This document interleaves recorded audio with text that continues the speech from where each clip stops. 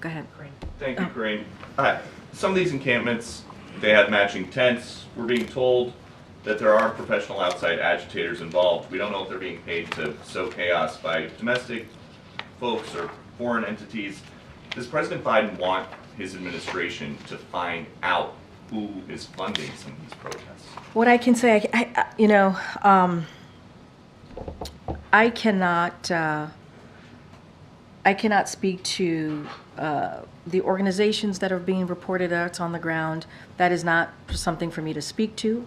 That is obviously something that local governments, local officials, I keep saying local government, local officials are going to speak to. They'll have better information on that. What we have said, and I don't think I've iterated that yet from here, is that the DOJ and FBI is going to continue to offer support to universities and colleges in respect to federal laws.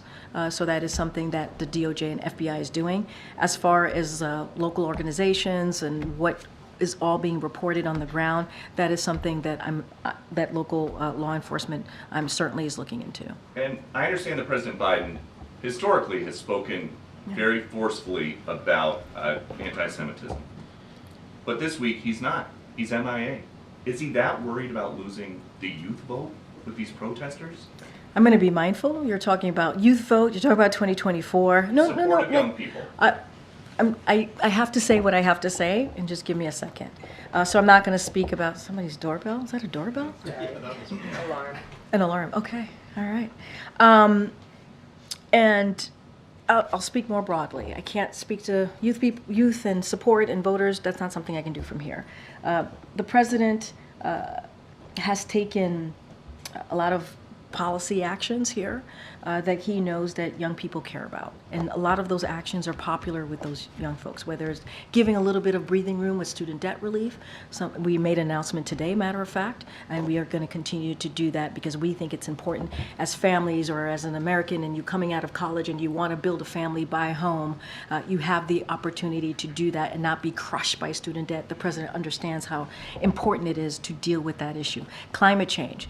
Something that young people really, truly care about. One of the crises that the president said he came into having to deal with was the climate change crisis. As the president has taken aggressive action to deal with climate crisis.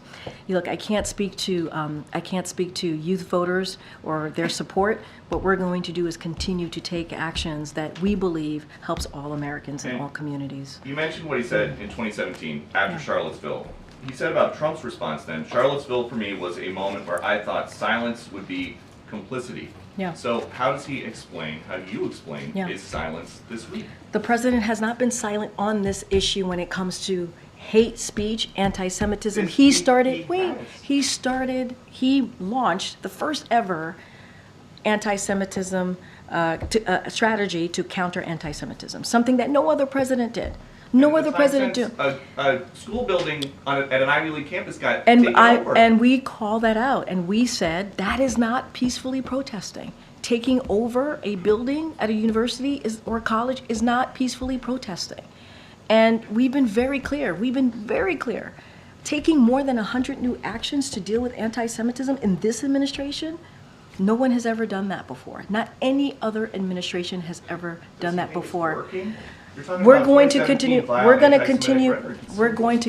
to do the work. And it's not just here in the White House. We're talking about DOJ.